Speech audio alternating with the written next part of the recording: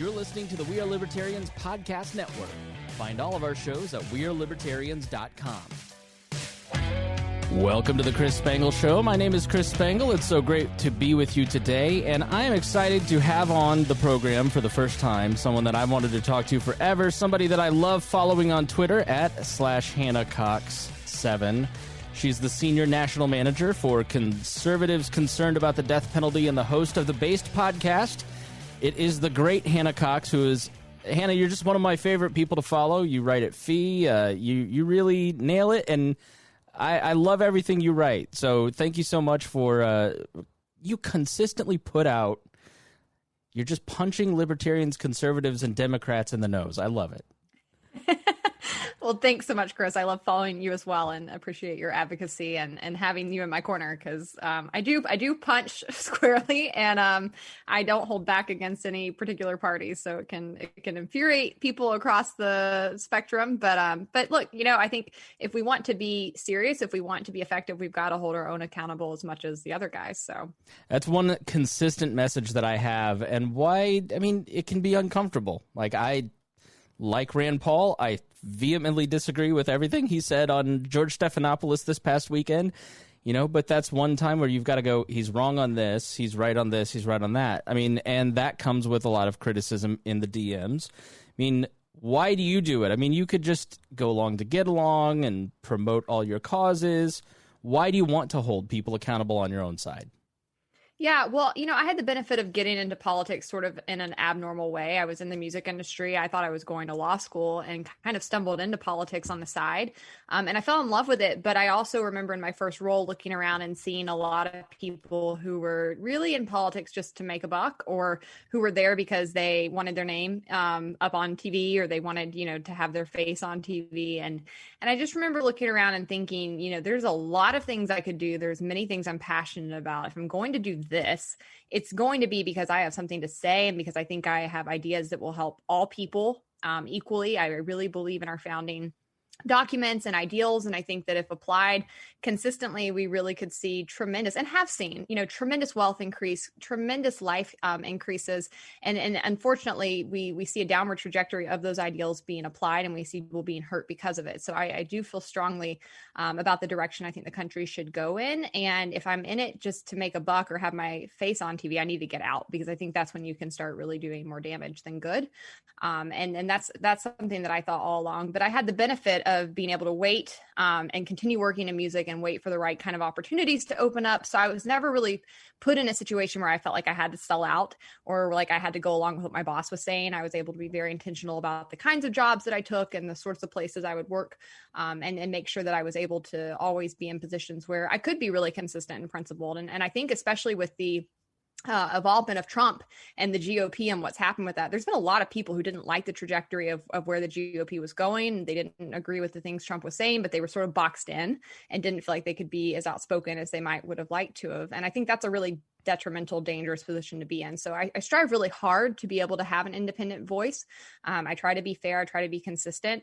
That being said, when you're in the public eye and you're constantly giving your opinion and you're weighing in on things across various topics, you're going to mess up. You're not always going to be perfect. You're going to change your mind. You're going to evolve. And I think that I hope people give me that grace, and I try to give other, leaders that I look up to that space and grace as well. One more question about courage, and then we'll talk about the death penalty. You've posted a couple times recently that I think it's important for people to understand this concept, that sometimes when you take a tough stance, you lose a few people, but you gain a lot more. Can you talk a little bit about that experience when you're talking about some in-group policing and saying courageous things that might tick off your own side? Yeah, absolutely. And I think the best example of that I can give is talking about systemic racism. I always say, of all the things I talk about, that's the number one thing I get the most pushback and the most visceral type of attacks for. And I don't care, because at the end of the day, I answer to me, I answer to God, and I answer to the people around me whose opinions I care about, my family and friends. And I would not be able to live with myself if I didn't stand up and speak out against that issue. And so it's never been a question in my mind of whether or not I would. But I will say, when some of that backlash really started to come about last year, especially in the summer and fall, it was very intense. intense, especially among libertarian circles. There was this attempt to ostracize people who spoke about these issues and really force them out of movements. It was intimidating, but I remember thinking, I've got to stand strong in this, because what I'm doing is not only doing the right thing, but it's going to speak volumes to people who are maybe on the peripheral looking in, thinking, I see the Democratic Party is broken. I see the Republican Party is broken. I'm interested in your ideas around free markets, but it seems like everybody in your camp is really okay with systemic racism. And so I really spoke out and led in that. And what I found was my DMs filled up with people that were in those positions, with people of color who were saying, you're the only conservative in my feed who's speaking about these things. You're the first libertarian I've ever seen talk about race. I wasn't sure I was open to libertarian ideas because I thought that a lot of the people were secretly racist, but I know that you're not. I see that you're talking about these things, and that made me more open to other things you've had to say. Now I'm following you on this. Maybe I don't agree with you consistently, but I trust your voice. And I noticed that in my actual followings on social media, I would have maybe 4 or 5 really vocal guys, always guys. It's just always really men. upset. It's always men. I'm such a misandrist after 20 years of moderating online comment boards. Like, it's always men. I'm like, you guys need to go to therapy. Honestly. Or like one lady, take your butts to therapy. Right, like one lady in a MAGA hat may join in who's like from the biker bar, but it's always men. Yeah, Karen from the biker bar, and then the men, and they're very vocal, and they're hostile, and so it can feel like, oh gosh, I'm going to lose all these followers. But you find that you don't lose that many followers. Actually, I find most of those people weren't following you to begin with; they're just kind of lurking on your page. And I always, every time I speak out against them, every time I remove that kind of person from my page because if someone's being abusive towards me or towards others, I do remove them pretty quickly. I'm all for debate, but you need to be able to conduct yourself like an adult. And every time I do that, almost instantly, I'll pick up 50 to 100 followers. And I think, that's been my anecdotal experience. But you can look at things like the GOP, right? They didn't do a good job of pushing the crazies out, of pushing the fringe people out. And because of that, the people who were sane, the people who had good principles, the people who had good morals, they left. They've been out of that party for, 3-4 years now. You've got some people that continued to vote Republican because they didn't feel like they had an option. But the base itself has corroded itself. And I think unless they were to actually take a stand and really start to say, this is not what we're about, we're not in support of these ideas, you're not going to see those people start to come back to the movement. And that's ultimately going to be very harmful for them in the coming years. So I think that it's important for people to recognize you need to stand up for what's right because it's right. Even if you don't benefit from it, you need to stand up for what's right. But that being said, I think there's a old Billy Graham quote that I find to be very true that says when a strong man takes a stand, the spines of others are stiffened. And I think that's absolutely true. And I think that you lead by example and people follow people who are courageous leaders and who aren't afraid to say what's right and wrong. I was literally going to mention that quote because I saw it last year at some point for the first time. And I had the same reaction to last year that you did, and it being a part of the Pat Down podcast, talking to a black audience for the first time in my life, like having more black friends than I ever had in 98% white Plainfield, Indiana, and getting to know them and understand their experience and listening to them and understanding how different their experience is than mine was truly it changed me over the last couple of years. And then this past year, I've become more conservative in some ways because I believe more in institutions. And you're right, I have nowhere to go. And so when I see somebody like you talking about race and systemic racism, and you're like one of 4 libertarians, they're kind of like a constitutional conservative leaning person like you and myself, like it's just you sort of go, oh, okay, we're not alone. So I just really appreciate that. And I imagine that stance has to come from your work at Conservatives Concerned About the Death Penalty. How much does that view on systemic racism, how much is it informed by your work around the death penalty? Yeah, definitely informed. But I will say, actually, what really set me on the pathway I'm on was much further back than that. And it was working in the entertainment industry. And shortly after I graduated, I was working for Entertainment One, and I was working in the Nashville offices, which, Entertainment One is a huge global company. But in the Nashville offices, we had some country labels, we had some rock labels, and then we had a Black gospel label. And so a lot of my colleagues were Black, and it was my first time kind of being in an environment where I wasn't the majority ethnicity. And I think I used to have very commonplace ideas about racism and its existence and how it existed in the world, in the modern world.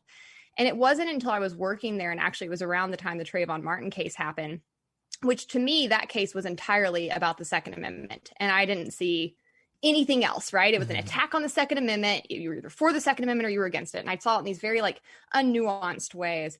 And it wasn't until that case came about and I was talking to my colleagues that, they started talking to me about their experiences with police and their experiences in the world, and how they feared for their kids, and the conversations they had to have with their kids, how they could move through the world. And it was very different than my upbringing. And I think I was convicted at that point. And it made me start paying closer attention to the criminal justice system. And so I actually think that was a precluder to my actual job now. And so over the years from that point on, I slowly became more and more involved with the criminal justice system. And now I lead Conservatives Concerned. And certainly within the death penalty, there is overt racial bias in the sentencing, in the victims whose crimes we solve, and which victims get the resources and which ones don't. Throughout the system, it just courses and it's very pervasive. But I think that really was what made me start paying attention to criminal justice in general, was actually a lot further back. What were some of the statistics or things that persuaded you early on, or still continue to inform this view, that stood out to you that you just went, wow, this is really unequal?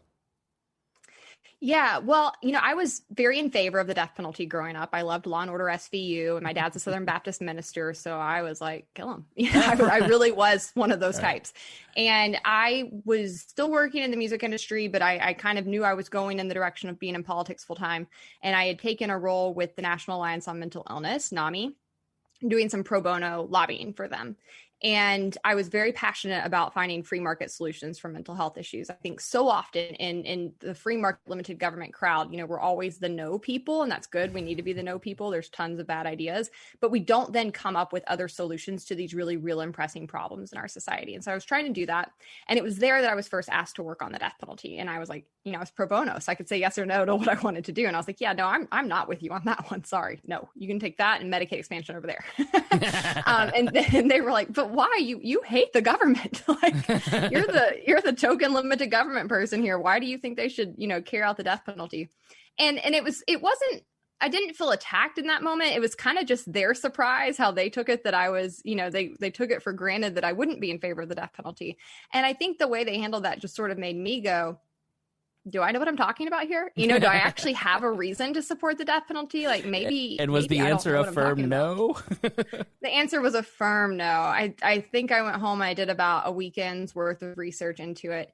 And I was just, everything I thought about it was wrong. I knew there'd been some innocence discovered. I had no idea the vast amounts. There's been one person exonerated for every 9 executions in this country. And I got to tell you, exonerations like this really high bar, you can get out of jail for things like taking an Alford plea or having your trial overturned or having it thrown out. To be exonerated, you essentially have to prove somebody else did it. So we've had far more wrongful convictions than just that. But one person for every 9 has been exonerated. That's pretty startling. When you really get down into the system of how it works, I think most people think, well, we're discovering those wrongful convictions. The system's working. That's proof the appellate process is working. It's actually not. The appellate process is not working. The appellate process is really just kind of going through very procedurally checking boxes. Did they have an attorney? Check. These basic things. They're not looking to ensure they got the right person. In fact, they're working really hard to prevent any evidence that might overturn their case. And so that's why you'll see district attorneys and attorneys general frequently work to block new DNA evidence from being tested. They'll work to block new hearings. They'll work to block new testimony. It's actually very difficult to get a wrongful conviction through the system. It takes on average 10 years.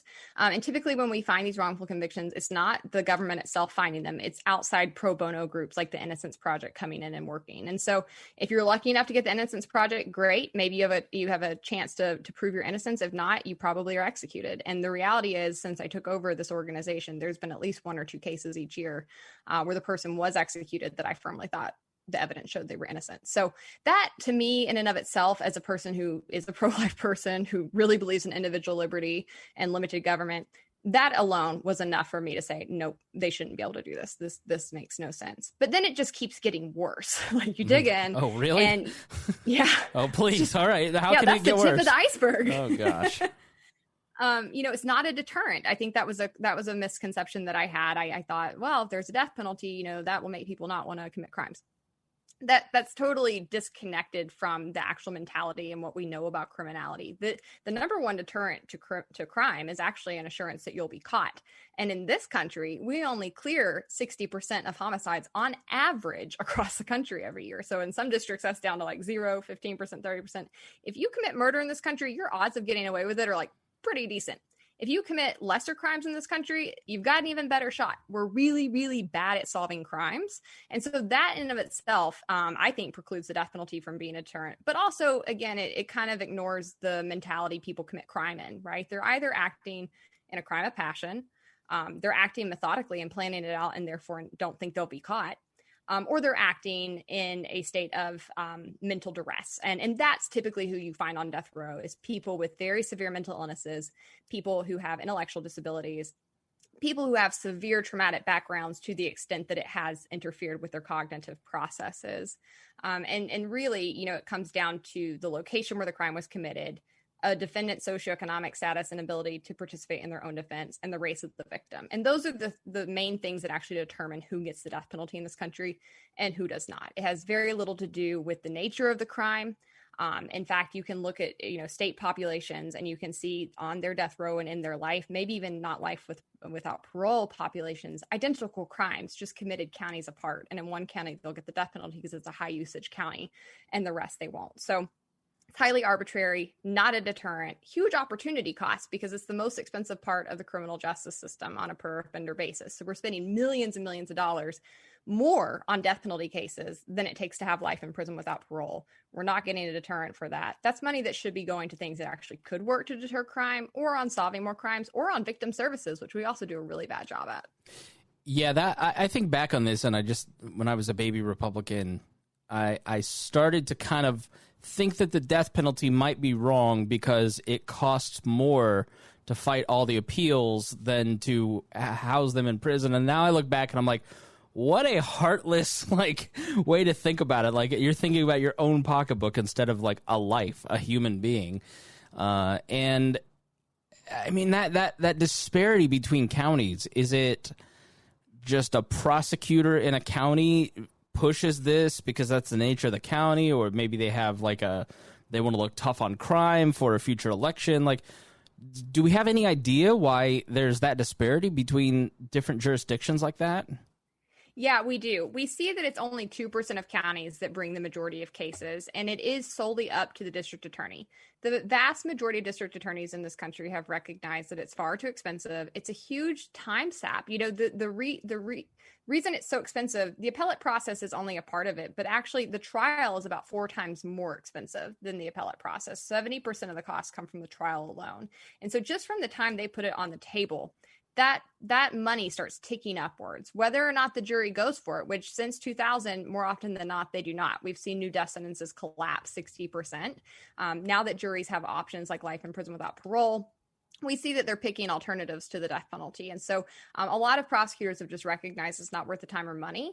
And they are trying to be more effective in actually solving and processing more crimes. The ones that you do tend to see pursue it over and over and over again, they're typically in larger, richer counties, and they're usually ladder climbers. These are usually people that are then going to go run for AG and then for governor and then for Senate. People like Kamala Harris, people like Joshua Hawley. This is their fast track to get their name in the news and move on up. So it really is a very small proportion of them. It's I think since reinstatement, we've had less than 16% of counties carry out an execution. Wow. Okay. So you said 2% of counties. Is that nationwide? So I think it's like 3,500 counties. Only 2% of counties actually ever pursue the death penalty. Not ever, but 2% bring the majority of the cases. Okay. So you might have a one-off here and there, but most of the cases are coming from those 2%. Where are those states? What states are they? Well, we're down to only 25 states that still have it. 22 have repealed it legislatively, and then 3 others have moratoriums on executions. Of the 25 that still have it, over a third of those have not carried out an execution in a decade or more. So you're down to like 8 to 10 states that are still actively carrying out executions. In a given year, that's always about 7 or 8 total. I think last year was 6, and they're who you think they are. It's Texas, it's Alabama, it's Mississippi. It's these same places where you always had pretty overt racial issues, and then you look at what's happening in their death penalty system, and they're usually carrying out these executions either against Black defendants or on white defendants who are poor, who have mental illnesses, things of that nature. But the number one combination for a case on death row is a Black defendant with a white victim. Okay. So that's not a leading statistic in the homicide rates. So most crime is ethnicity on ethnicity. So white on white, Black on Black, etc. Sure. So it's a very small percentage of the population where you would have a Black defendant and a white victim, yet that is the leading combination on death row. So as you go around trying to convince people, especially conservatives, that this is an immoral and utilitarian-wise, it's not effective, that this is just a tool that ought to be laid down and put aside, what communities are most receptive? But when you go into an Alabama, a Texas, Mississippi, like, what's your strategy? Is it just like talking to a brick wall? Why do you find such a resistance there to listen? Yeah, I don't find that, actually. We've seen a really huge growth in the number of Republicans who are not only in favor of getting rid of it, but who are actually leading the charge. This year and for the past 3 or 4 years, we've had 10 or 11 states that have actually had Republican-sponsored bills to repeal the death penalty. Close to 60 lawmakers have signed on across those as sponsors, and then dozens to hundreds of others have voted in favor. So we really do see a tremendous shift in Republicans at the state level on this. The Trump administration was wildly out of step and kind of an outlier in that community. But in places like Ohio and Wyoming, they're looking at moving bills in the next year or two. Places like Texas or Alabama that are still carrying out executions all the time. And by all the time, I want to point out, even those have really decreased the number they're carrying out. We've been well under 30 executions every year for the past 6 years. So even when they do, and they are higher usage states, they're maybe carrying out 2, 3 a year. It used to be, dozens. So even those states have decreased. And what I find is that there's a lot of people who are ready to have that conversation on the right. They especially like to talk with us because I think we're one of the only groups on the right that's working on this issue. And so I think there's a comfort level in being able to connect with people who, share your ideology in other areas and will shoot straight with you. But my talking points, I guess, are never really around the morality of the death penalty. I don't really feel like you can be the person to come in and tell somebody their views are immoral. Even if they are. I don't think that typically is something that moves people. Instead, I really like to approach it from the practicality standpoint, because when I changed my mind on it, I don't think I went into, oh, this is immoral overnight. I went into, well, this is terrifying and very broken and needs to stop, right? And then maybe a couple years after I worked around the system longer and got to know more of the people up close, got to know the victims' families that it hurt. We have tons of victims' family members we work with who are opposed to this. And then also working with exonerees and even working with people on death rows who are guilty, but seeing, the potential for redemption in them and seeing the changes that they can incur over the time they've been incarcerated.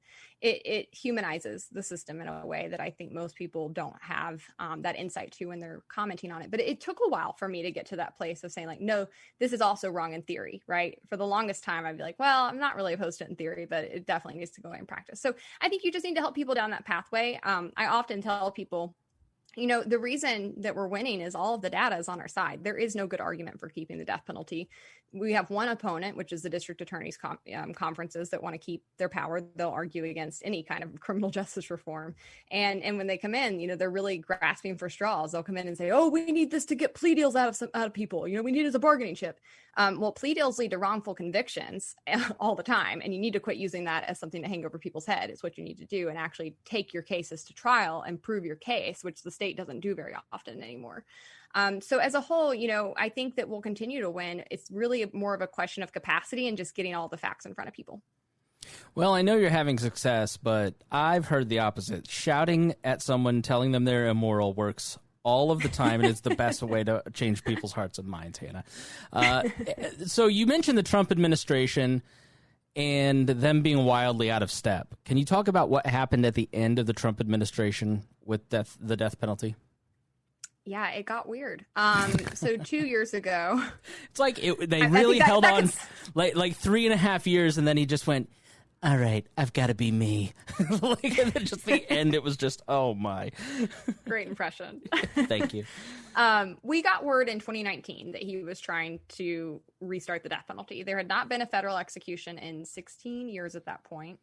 And they didn't really have the drugs that they needed. And so there was this huge battle for about the next year of whether or not they'd be able to get the courts to agree to their processes that they had. And the reason they didn't have the drugs, which most people aren't aware of, all of the pharmaceutical companies, period, all of them have put clauses in their contracts that say you cannot use our medicines to kill people.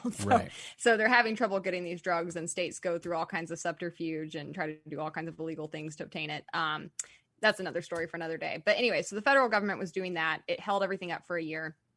Finally, this past summer, those issues worked their way through the court, and there was a number of people who had exhausted their appeals, and they were able to proceed with a string of executions. He ended up killing more people in under a year than all presidents for the past 67 years combined. Wow. So he went on a massive killing spree, and it was the first time we'd had federal executions in 17 years. And every single person that was executed during that time span was someone who had very, very severe mental illnesses. I mean schizophrenia. I mean bipolar disorder, psychosis. I think people often understand the difference in like your rank and file mental illness and your severe mental illness, which is a difference in classification in the DSM. But it usually pertains to some kind of psychosis where this person does not have the same cognitive functions as you or I would have. Or they had intellectual disabilities, or they had very, serious traumatic backgrounds, like the woman that he killed, Lisa Montgomery. Reading her case file was horrific.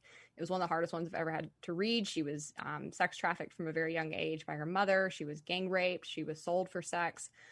She was beaten by her mother. I think when she was like 18, 19, she married a relative, had 5 kids. I mean, this was a woman whose background was so brutal. She'd been telling, she told a male cousin who was a cop that she was being abused. She told people in court that she was being abused when her mother was going through divorce. Nobody came in to save her or rescue her.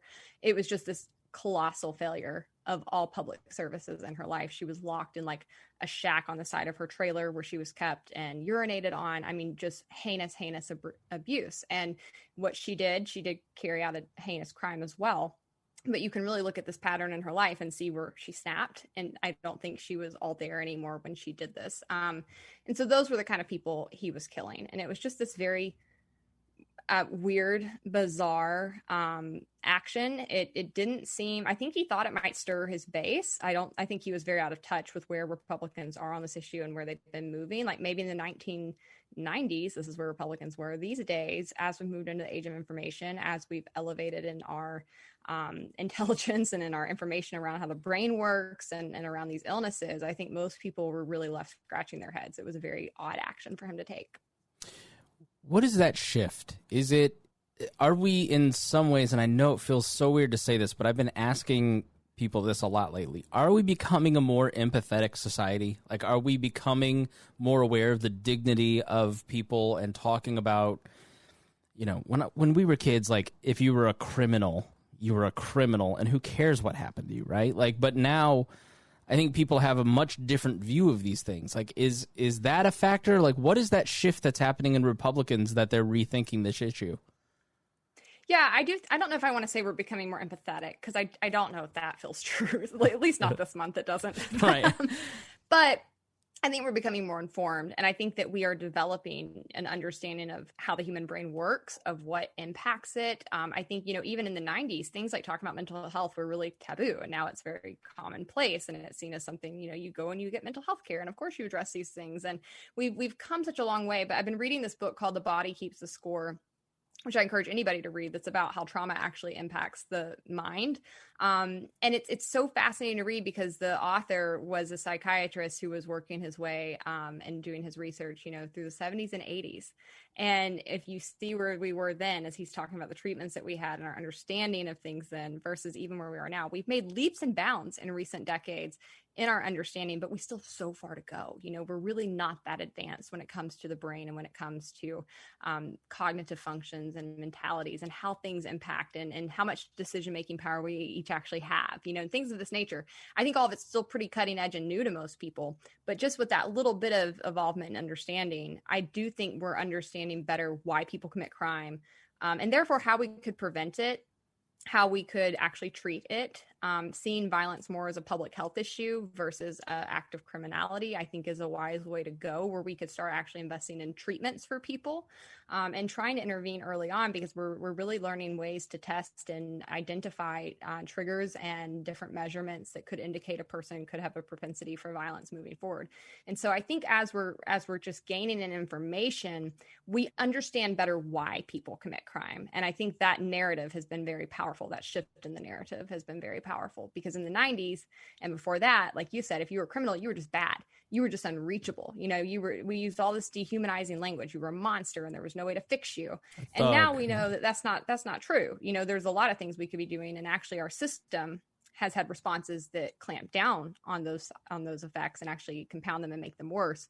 Whereas we could have approaches to criminality and violence that work to heal. Well, this seems encouraging. Like, what's happening? A libertarian podcast that had like an encouraging, like, things may be getting better on an issue. I mean, it sounds like there's reasons for hope, Hannah.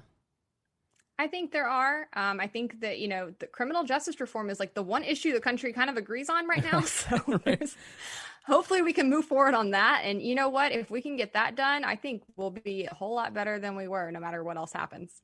If people want to learn more about the death penalty and why it doesn't work, or it's immoral, or any number of issues, where should they visit? Do you have books that you recommend, documentaries? Like, what are some good starting points for people? Yeah, so they can check out our website, which is conservativesconcerned.org. We have all kinds of information on there. I also love to recommend the Death Penalty Information Center. It's a nonpartisan, unbiased group. They actually don't even take a stance on the death penalty, but they have accumulated a wide span of data around various issues within it. So I think that's a good place to look. I think, you know, the book Just Mercy and movie that followed it have been very popular with people. And I think that does do a good job of letting people kind of see a little bit deeper into the system and how it functions. But for me, I think, you know, the data doesn't lie. And so I always encourage people to go there first. Hannah Cox, Senior National Manager, Conservatives Concerned About the Death Penalty. Their website, again, is conservativesconcerned.org. Sorry, it's not your website. I've had a long day. And make sure you check out Hannah's great podcast, Based. I imagine you can find that anywhere where podcasts are downloaded, video series too. You've got a great setup, another old-timey radio in the podcast sphere. It's always great to have another one. Where can people listen to your podcast? Yeah, it's Based with Hannah Cox, and it's available on YouTube, Facebook, iTunes, and Spotify. So I would love for people to check me out. And again, her Twitter is at HannahCox7. Hannah, thank you so much for joining me. Thanks, Chris. Enjoyed it. Thanks for listening to The Chris Spangle Show. We'll see you again tomorrow.